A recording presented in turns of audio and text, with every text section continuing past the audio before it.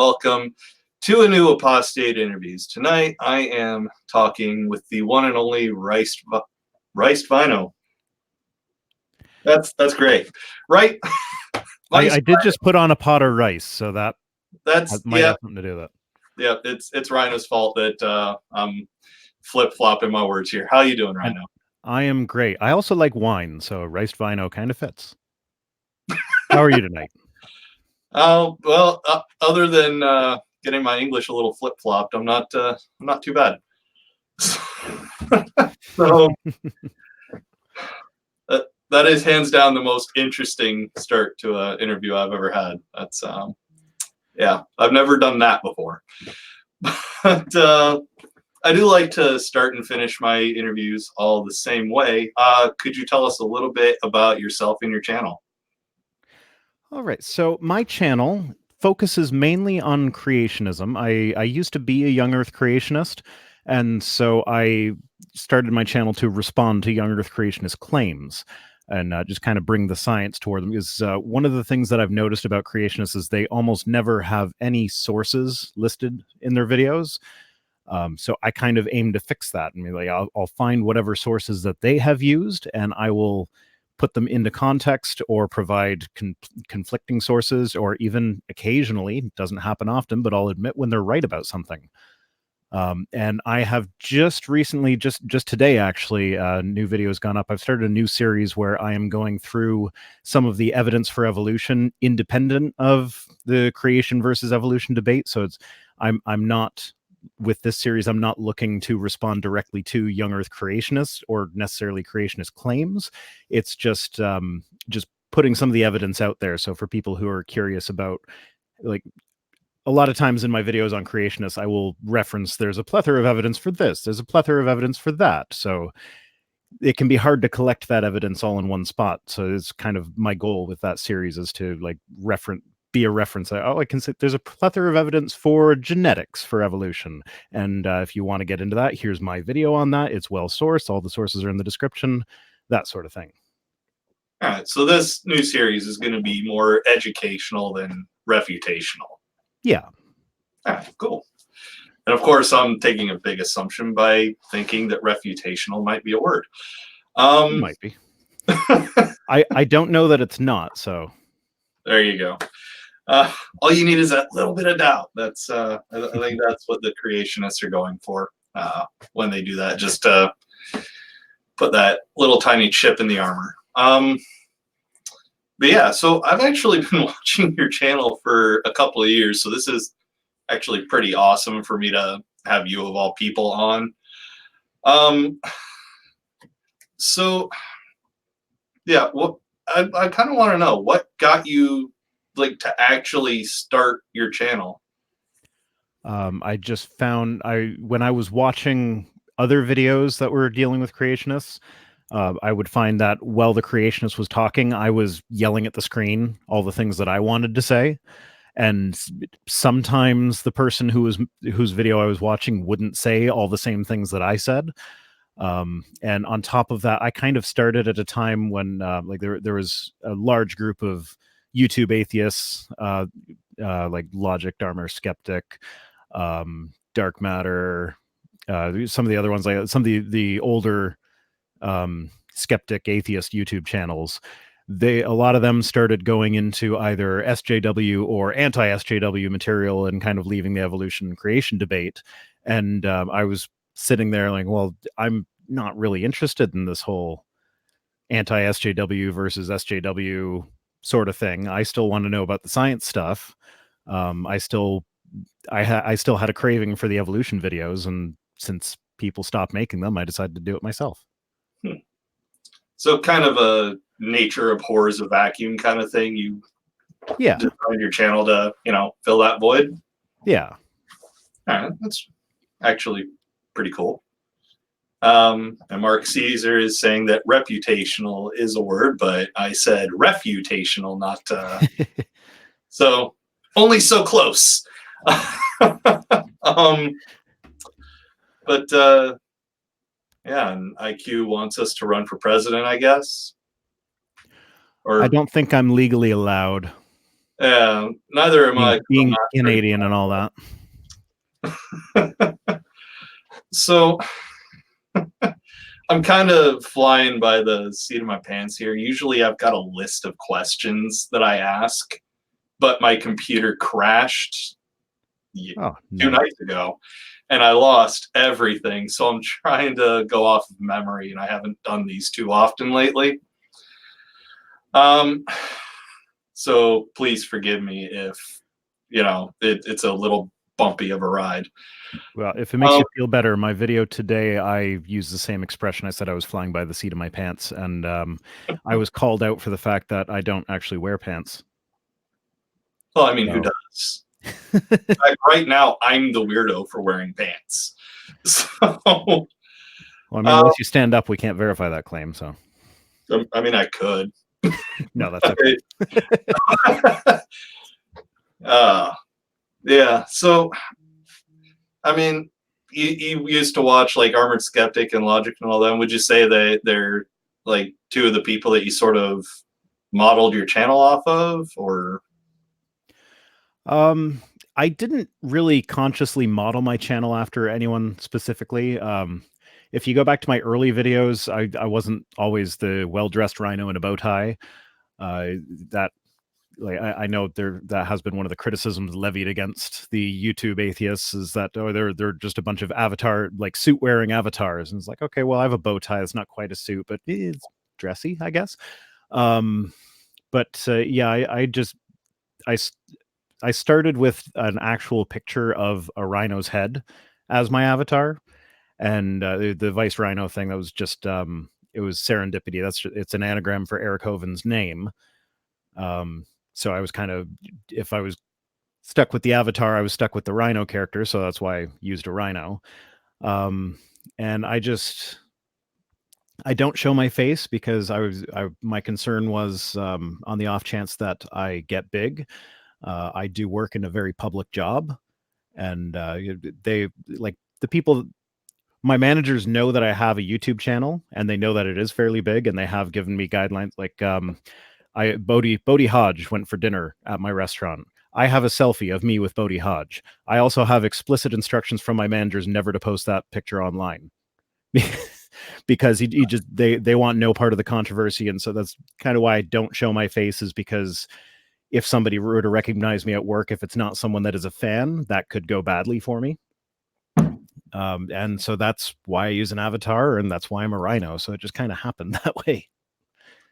I'm not, as much as I like things to go according to plan, I'm very finicky about that sort of thing. I often don't have a plan, because if you don't have a plan, it can't go against your plan, and it just kind of happens that way. Like the new series I started today, since posting the video, I've thought of about like 15 different ways I should have introduced it that would have been more professional and a better way to introduce a series. But it's live now, so it is what it is. Yeah, and you can always, do what you thought you should have in the next video. So you got options. Yeah, post hoc rationalization is fun. Isn't it, though?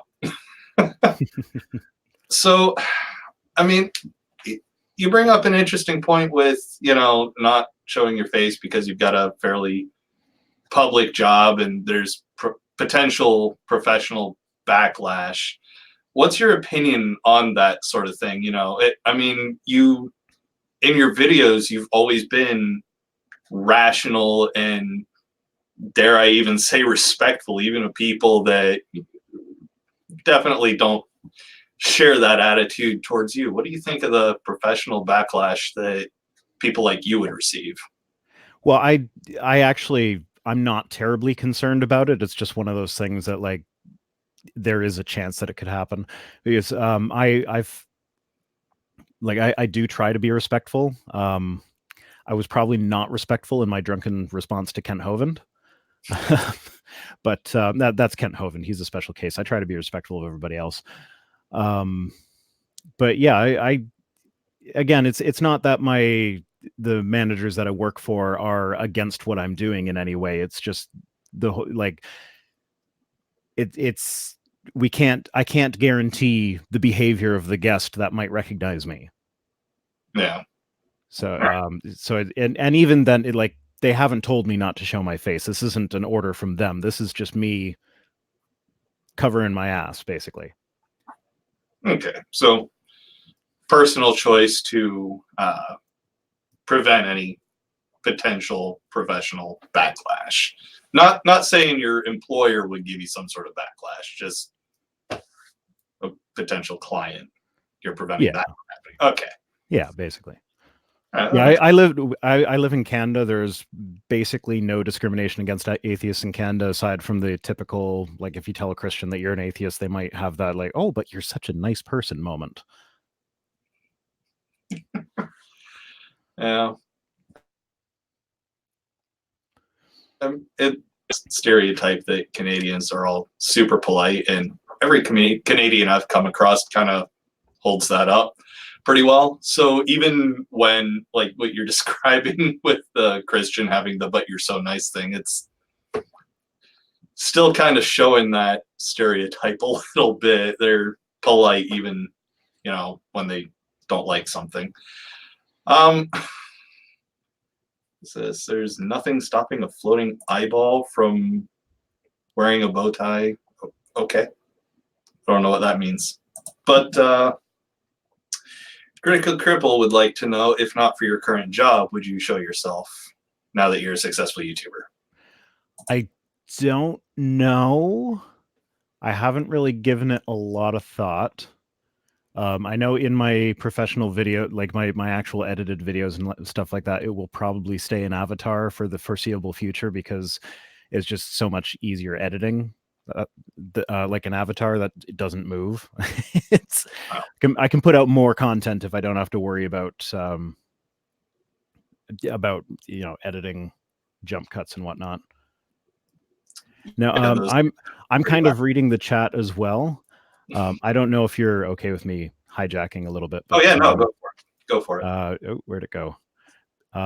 Pip Boykin. I'm not sure what Pip is referring to. It says he should something in BoJack Horseman.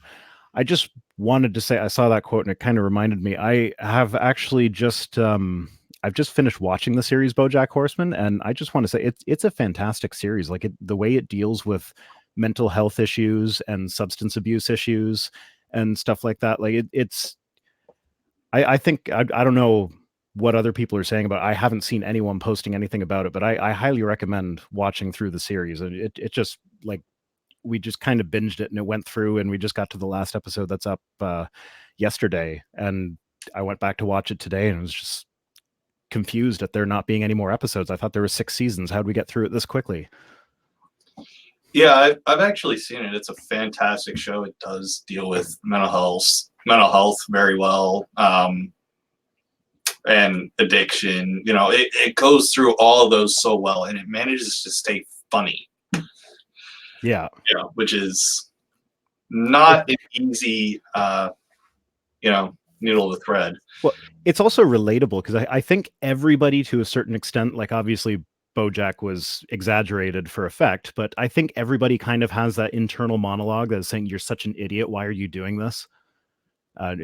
So I don't know. I think it's a great show. But yeah, somebody's saying they were referring to me doing voiceovers. I guest hosted Celebrity Jeopardy on Prophet of Zod's channel. Does that count as voice acting? It could. It very easily could. So I want to start, moving the conversation over to you a little bit. What specific religion did you grow up as? You mentioned being young Earth creationist, but is there like a particular brand of Christian you were raised as, or? Interesting story. I was actually originally I grew up in the United Church of Canada, which is one of the more liberal denominations.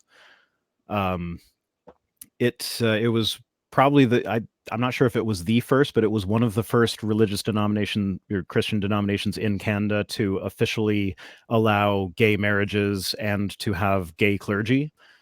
So it's incredibly liberal. I don't think they care about the issue of evolution. Like, what you believe about creation doesn't matter. That's not their primary concern. My father, he he has expressed some discontent for me labeling him an atheist in a previous interview where I was asked a similar question. So I'm not going to say he is an atheist, but he also didn't deny it. So he's not religious, shall we say. So yeah, so I was raised in a household with a religious mother who is of a very liberal denomination and a non-religious father who would stay home and make waffles while we were at church. And I just through a process of logic as I was a teenager, I just kind of through thinking about it, it was like, okay, well, if the Bible is the word of an all-knowing, all-powerful God, then he would make it easy to understand and it would just mean what it says. And it says that the earth was created in 6 days. And if you do the math by the genealogy thing, that's about 6,000 years ago. So that became the young earth creationist issue. And then I went to a Christian high school that was of the Brethren in Christ denomination, which, again, I don't think they are specifically young earth creationist, but I had several teachers that definitely were. Most notably was a geography teacher who would constantly throw in references in his classes to things like Kent Hovind's canopy model and stuff like that. Like he never actually taught it as a lesson, but he would just like kind of reference it as if it was a known fact. So yeah, that kind of reinforced my interpretation of everything being literal. And then just as I got older, and like I've always loved science, so I've always had a bit of a cognitive dissonance with the whole like, oh, this is what the scientists are saying about evolution, and this is what the Bible says, and they can't both be true. So I'm not going to believe the evolution, but I love science, and I think probably the first gateway toward atheism was astronomy, because like the star, like you look up at the stars, you're literally looking billions of years into the past. It's not possible to see the stars that we see if the earth is only 6,000 years, or if the universe is only 6,000 years old. So I kind of transitioned into a old earth creationist. I was never like officially old earth. It was just more of a I don't know how it all fits into it, so I don't know the age of the universe, but evolution's still not true. And it just from there it just kind of snowballed. The more I learned, the more I understood about how our understandings of these processes developed. And yeah, eventually I found myself sitting in the church pews disagreeing silently with the pastor and things that he was saying. And then occasionally, like I went through denominations quite a bit, because I guess I never really held much regard for denominational lines. Is again the idea that it's the all-powerful creator of the universe. He's going to make you believe in him the way he wants you to believe in him. So it's like you just go to whatever church, just go to a church that you like, and if the Holy Spirit's speaking to you, that's the right church. So I went to a Pentecostal church for a while, but eventually I did end up back in a Brethren in Christ church, and I found myself sitting in church disagreeing silently with the pastor at the front as he was preaching things. And occasionally he'd throw in like homophobic stuff. And I'm like, oh, that's not really true. And, love the sinner, hate the sin, but sort of thing. And it took me a while to admit it to myself that I even was an atheist. And it was when I actually sat down and read through the Bible. I somehow I made it all the way to the book of Joshua before I was like, oh, this is disgusting. I don't want to, like, if this is literal and all true, I don't want anything to do with the guy who was in charge of this. Right. So was there like a particular straw that I would say broke the camel's back, but you're a rhino, so that doesn't really work. Was there any particular straw that broke the rhino's back, or was it just kind of a slow burn into being an atheist? It was a very slow burn. I'd say one of the first things, like it was obviously a combination of things. So there was my appreciation for science, and again, it takes it back to astronomy. This doesn't really have much to do with astronomy, but because I was taking the Bible literally, it kind of had that effect. I was a big fan of the Bad Astronomy blog, and Phil Plait would often post things about religion, and I would just skip over reading them. But of course, I'm checking the blog every day, so I would see some of the posts, and some of it would get through to me. Around Christmas time, one of his posts was about the verse in the Bible that was talking about the wise men were in the east, and they saw a star in the east. And if they're in the east and they saw the star in the east and they followed that star, they should have gone east, but somehow they went west. And it's like, that's an easy one to reconcile, but it was the first little crack that was like, maybe the Bible's not perfect. And from then on, like every time I was sitting in the church Christmas when they quoted that verse, I would just like plug my ears and like, oh no, I don't want to hear this one because it makes me think about things that I don't want to think about. And then that kind of cracked that and made me stop taking the Bible quite so literally. And then once you stop taking it literally, I just didn't see much point in continuing to believe. There didn't seem to be much reason. All right. I had a question. So real quick, chat, if you want me to ask any questions of Iced Rhino, just let me know. I am paying more attention to the chat than usual tonight. So if you want Rhino to answer any of your questions, please feel free to ask. I think I already have one. Doorknob Head says, so atheism is based on crack? And Rory Herbert says, shooting star, question mark? Yeah, well, I don't think shooting star is really a good reconciliation for that one. I think the main thing is if you read the footnote at that verse, it says an alternate translation is as it rises, which again, if we're going to take it literally, as it rises, like things rise in the east, so that still would have been in the east. But if it's a magic star sent by God, it could rise in the west, and then they saw it as it rose. But then there shouldn't be a mistranslation. This is the perfect word of God. If he meant to say as it rises, it should be translated as it rises. So that just brings up the issue of why are there so many translations of the Bible if they all say the exact same thing, because God is all powerful and makes it say what he needs it to say. Yeah. Yeah, it's not a great book. I'm just kind of wondering how you made it as far as Joshua. Honestly. Severe cognitive dissonance is how. I think as much bad stuff goes on before there, it's like contained to just like small little verses that it's easy to just not really notice, even though you read them. But when you get to Joshua, that's an entire book of genocide. So you can't just pass it over and not notice.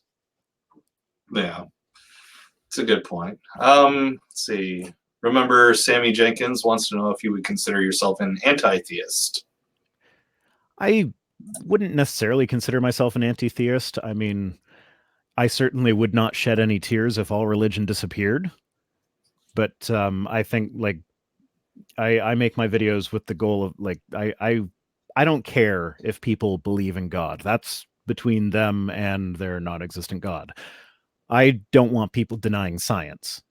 So I make my videos toward the people that deny science. And like I actually have a few fans that I know that they are Christian, and they will regularly respond to things that I post on Twitter, and I ignore them because I know if I engage them, I will be engaging from a mindset of the young earth creationist, and they don't take the Bible literally, so they're willing to have more play with it. So I will always lose that argument just because they're allowed to interpret it in ways that aren't the obvious literal interpretation. And I don't necessarily have a problem with people like that. And I've had some fun discussions too. All right. Pip Boykin would like to know, how long does it take you to create a video and what software do you use? So I actually, Adobe had their Creative Cloud suite on sale for I think it was Black Friday. So I just signed up for that. Before that, I was using DaVinci Resolve and Reaper. DaVinci Resolve is the video editor, and then Reaper was for audio. So now I use the Adobe Creative Cloud suite. I'm still kind of learning at it. I think my audio quality kind of took a little dip when I made the switch, but I'm getting better. And how long does it take a video? It depends on what subject I'm doing. I know when I I have occasionally chosen bottom of the barrel content to respond to when I know I just need to pump out a video and I'm not going to have time for an in-depth response. But it really depends on how much research I have to do. So typically probably about 6 hours of scripting, about an hour of recording, and then maybe 3 or 4 hours of editing. Yeah. And people think that this is a quick thing that can be done. No. I could do it a lot quicker, but my quality would take a big dip. So Yeah. I know there are channels out there that they will just do a screen capture and they will just hit the space bar on the YouTube page to pause the video as they're responding to it. And like I just don't like that style. Yeah. It's a little low rent. But yeah, so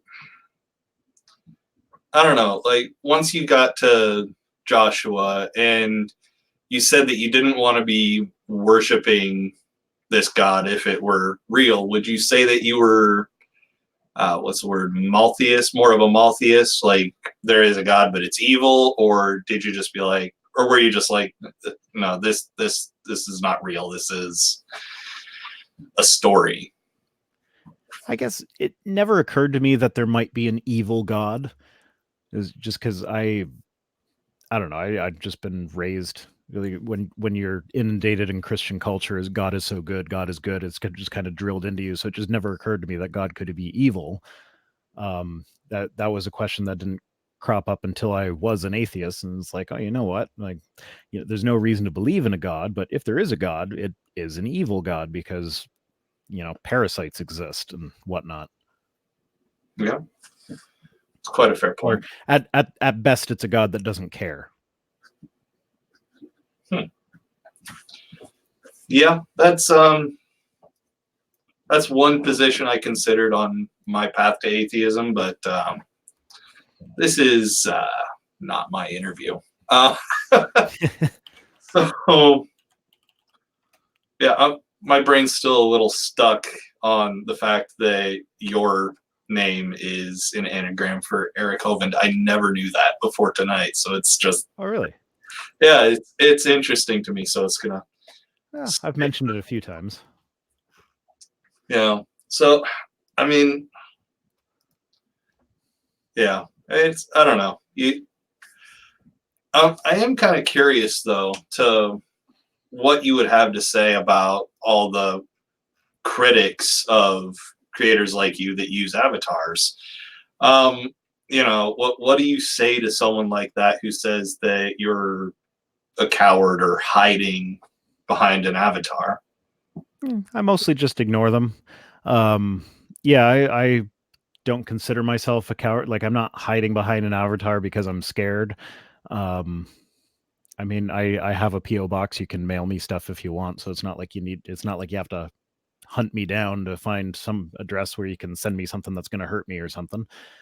Please don't send me anthrax. I would appreciate it very much if you didn't. But yeah, like it's really it's more laziness than anything. See, I don't know. I always kind of thought that using an avatar might be a little more difficult, but I was thinking more along the lines of, if it's an animated avatar, then that would be a yes. Mine just stands there looking snarky. My daughter actually calls it a grumpy rhino. I had to tell her, no, it's not grumpy. It's a sardonic smile. Like, no, it's grumpy. Like, okay, if you say so. See, I always kind of thought that your rhino avatar had more of a, really? That's what you're going with? Kind of feel to it, but hey, what do I know? Let's see. I saw another one from Sammy Jenkins. Would you consider or have you considered debunking a Jehovah's Witness video? I don't avoid Jehovah's Witness videos. It really depends on what kind of topic they're getting into. Like if they're, like I know they have the, what's that little cartoon called? The Caleb and something. Caleb and Sophia. Yeah. Is it? Are those the JWs? I always get them confused with the Mormons. Yeah, I get those two confused too. They're Jehovah's Witnesses because in the wizard video they made, the mom's like, "Do you want to do something that makes Jehovah angry?" So yeah. Yeah. Okay. So yeah, like I don't know. I've seen a few of those videos. They don't really seem to be my style. If I found one that fit, then I would. But yeah, I'm not avoiding them. They just don't really fit the channel. Hmm. Getting something in the chat, Meredith. Oh, Caleb and Sophia. Question about your formal education. Let me see if I can find that. Oh, here you go. Meredith would like to know what your formal education is. My formal education. Ruh-roh. Calling. It's an 833 number, so it's likely one of those people telling me that there's a problem with my Visa MasterCard account. So yeah, my formal education, I finished high school.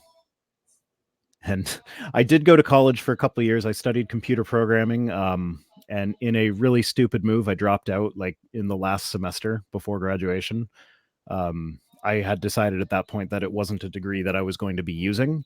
And I was right that it was a degree that I wouldn't have been using. I was no longer interested in that career path, but it was the last semester. I should have just finished it. That's one of my biggest regrets. Although I was good enough at database programming that I still passed that class, even though I stopped attending halfway through the semester. Not that you're suggesting people stop going to class. Right? No, but yeah, if I had gone through that, I probably would have ended up programming databases because that was my area of strength. I often do use programming analogies because I do understand programming a bit, but it was a 2-year degree program. I didn't really get in depth, so I often have people that actually do program for a living correcting little nitpicks that I get wrong. But yeah, that's my formal education. All right. Rusty Ross would like to know what your favorite branch of science is. In school, I always enjoyed physics. I actually despised biology, which is kind of ironic now. But yeah, I loved physics because I'm pretty good at math. I'm not necessarily good at doing the calculations myself, but I can work out equations and get the calculator to do what I want it to do. I can wrap my head around it pretty well. Whereas biology, it was. I'm enjoying it now because I'm staying at the like top level general biology stuff. But when you get into class and you're learning about the different, the different chemical pathways and whatnot, and you have to remember all the names of everything, that drove me nuts. I was just not good at that at all. And on top of that, we at the Christian high school I went to, we did learn about biology, and I was kind of pushing back on that with our biology teacher, so that might kind of contribute to my non-enjoyment of biology. I'm not sure where she stood on the matter, because she never really pushed back too hard when I pushed back on her. So she might have been like yeah, I agree, but I have to teach you this stuff. But I never actually figured that out with her. All right. All right. Let's see. All right. Rory Herbert would like to know the number of rhinos killed in South Africa in recent years. Discuss them. Do you have any comments on the mass murder of your rhino brethren? Traditional Chinese medicine needs to die because that's what's driving a lot of the hunting of rhinos, a lot of the poaching of rhinos. I kind of have mixed feelings on the legal hunting of animals like that, because oftentimes the way the governments will run them is they will charge people exorbitant amount of money to come and hunt an animal, and then they will select an animal that is either a problem animal that is causing harm to the other ones in the community, or one that's like about to die anyway. They'll let them kill that one, and then all the money that they get from that person paying for the permit goes to conservation efforts.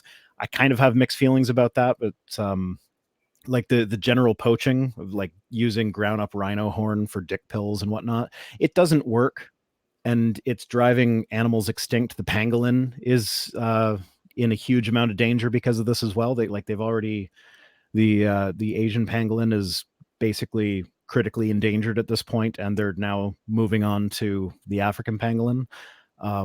It's a nasty business, and it's complete pseudoscience. It's all utter nonsense. Like traditional Chinese medicine was basically invented by Chairman Mao, or he had it commissioned in the 1920s because they had such a large growing population and they couldn't afford real doctors to care for their large population.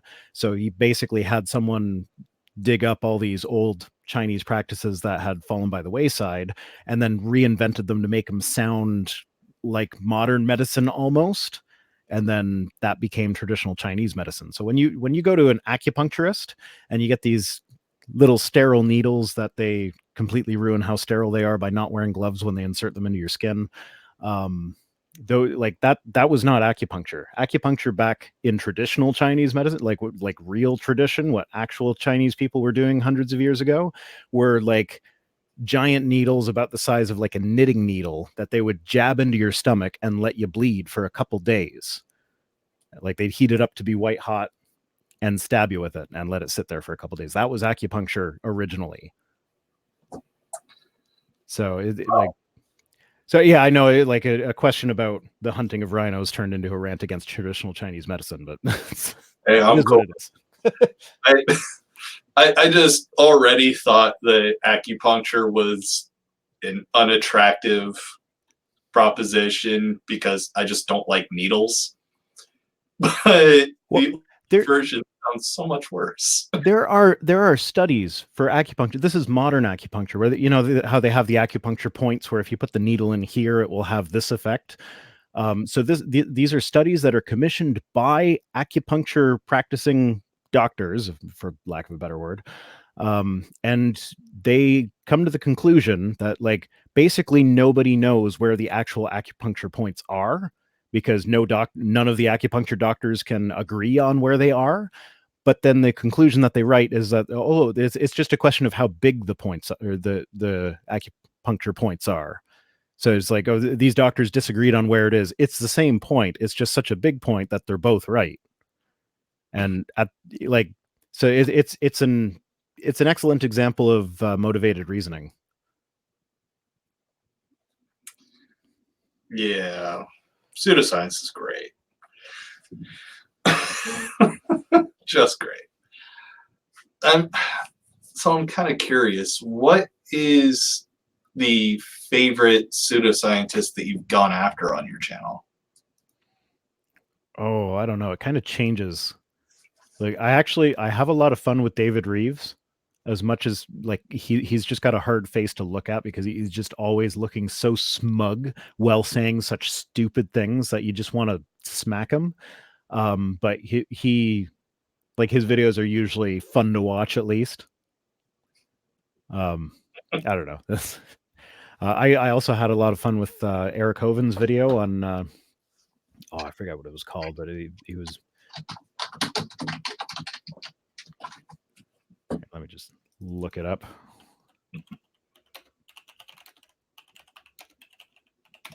Okay, so it's not coming up in my search right away. That's interesting.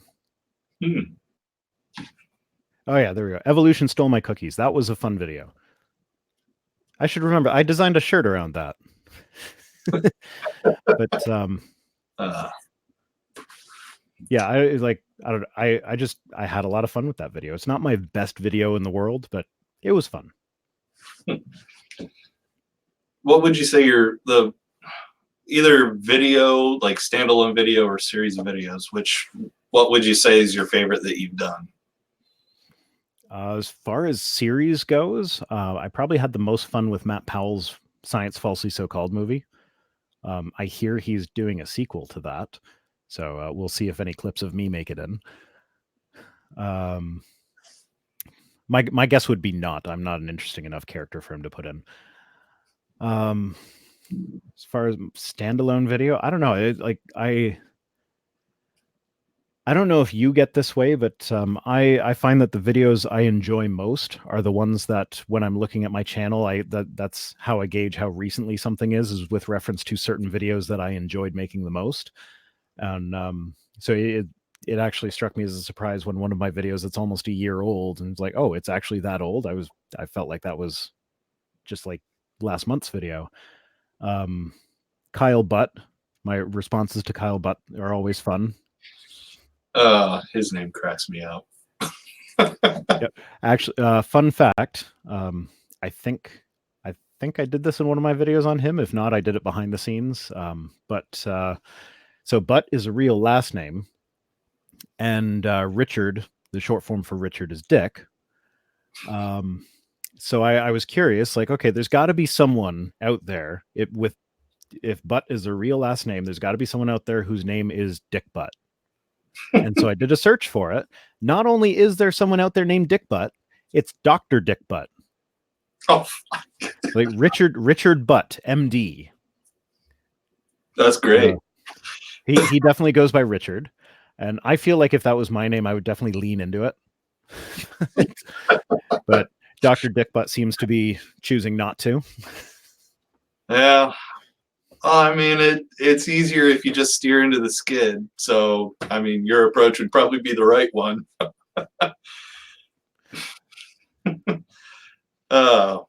So Sammy Jenkins would like to know if you will do a video with Logic. I'm not opposed to doing a video with Logic. I am notoriously hard to get a hold of. In fact, how long have we been putting this off for? Like you messaged me like what, back in July? Something like that? Yeah. Yeah. So I have a very busy schedule that has nothing to do with the YouTube channel. Like just to give you an example, tonight, kids get home from school. We're looking after one of their friends comes home from school with them, so we're looking after her until her parents get off work. And then I take my daughter to dance. While I'm taking her to dance, my wife is taking the boys to swimming.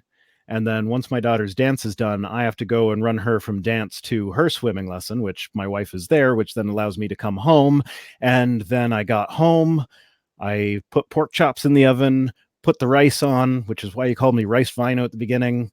And now we're just squeezing this in. And at some point, there might be loud background noises going on, and that'll be the rest of my family getting home. And then it's time for me to get out of the office and go have dinner. I actually might have to go turn the oven up. I have it cooking rather low right now because of pork chops. They're going to be in there for like an hour and a half. I put it on low so that they would not overcook. But I want to make sure they actually are cooked. Yeah, that is a schedule that I don't envy. That's a typical day for us. Tomorrow is the same thing, but it's gymnastics for one of my sons and band practice for my daughter, and they're in two different cities. Wow. So. Hey, at least kids are doing some extracurriculars. Gives them yeah, they're having fun. Let's see. And KCA Randy actually wants to let you know the sequel to Science So-Called is already out. So. Oh, is it already out? I just saw his announcement for it like yesterday. I don't know. That's what Randy's saying. So. And according to Sammy Jenkins, Australia has a politician called Richard Face. So. Nice. It's fantastic. I love it. So, but you have to lean into it. If that's your name, I would just go by Dickface. Yeah, just it's like I said earlier, steer into the skid. It's the only way you're gonna not lose control. Just steer into it. And Randy also would like to know when your new series Cooking with Rhino comes out. Well, that depends. I did the pork chops in teriyaki sauce and mustard. If that sounds good to you, then maybe I'll consider it. It was kind of like, oh, I got to put them in, and I can't just put them in dry. I got to put them in something. What's good with pork? Mustard, and it needs some liquid too. So yeah, teriyaki. I can't say I've ever used mustard on pork chops. No? Oh, it's delicious. Never done that. Pork and mustard I are great. consider, but regular mustard. Yeah, I am a decent cook when I want to be. Like I will do a pork tenderloin with roasted apples and onions. That's a really good dish. But yeah, tonight was just kind of it needs to cook, and I've got too much other stuff to do. I think we've all had those nights. All right, so it's getting close to about that time for your kids to come home. So I do have one last big question that I always like to ask my guests. Do you have any like holdovers or something that still kind of nags at you from Christianity? You know, like the fear of hell or sexual repression, anything like that? Well, if you've watched any of my videos, you know I'm not sexually repressed. Well, it's just if anything, the pendulum swung too far in the other direction. But no, I think I got away pretty lucky with that. I didn't really have the fear of hell thing going on. So no, not that I'm aware of. There might be something that is just sticking on the back of my head that I'm not really thinking about that'll show up at some point, but I don't think so. all right. Well, yeah, Sammy's saying that they've never done pork and mustard, but it sounds amazing and would watch your cooking show. So I don't know, maybe there's a demand for that. Have you guys not done pork and mustard? It's a classic combination. I've like those... literally never heard of anyone doing that before. Really? Just now. Yeah. Oh, we always have like a little bit of mustard with our pork cutlets. Good mustard though, not like ballpark mustard, like Dijon or grainy mustard, or like the good mustards. Okay. So I was like spicy brown mustard would probably be a way to go. Maybe that's just a weird thing that I started doing without it being a thing. I don't know. It's a good enough combo that I don't see why it wouldn't be a thing. I'll have like steak and well done steak and ketchup, right? Oh God. Oh no, I don't do that. Yikes. All right. So like I said at the beginning, I like to start and finish the same way. Could you tell us a little bit about yourself and your channel again? Yeah, so I am Vice Rhino. I do responses to young Earth creationism, and I've just started an educational series on the evidence for evolution. The evidence for evolution is not targeted directly toward rebutting young Earth creationist arguments. It's just presenting the evidence that we have as is, no argument necessary. I would also like to mention that I'm currently looking at the first successful 3D print of my Vice Rhino avatar. The 3D file for that was sent to me by a channel called Pure Carbon, and that is available as one of my Patreon rewards. And it looks pretty darn good, if I do say so myself. I'll be showing pictures of that in my next video. And also potentially coming soon, but probably not, Cooking with Rhino. Probably not. Yeah, I wouldn't imagine so. But yeah, thanks for coming on for a talk. I really appreciate it. Yeah, no problem. Thanks for having me. Yeah, I'm going to let you go and spend some time with your family. Maybe have about 5 minutes where you can relax before you go to bed. Who knows? Maybe. But assuming StreamYard is cooperating, everyone in the chat, you should be able to find Vice Rhino's information in the description below. If not, that just means StreamYard isn't communicating with YouTube again, and I will have it there shortly. So, again, thank you for coming on. This has been awesome for me. Yeah, so head on over to Rhino. There's links, and subscribe if you, for some crazy reason, haven't yet. And we'll see you all in the next one.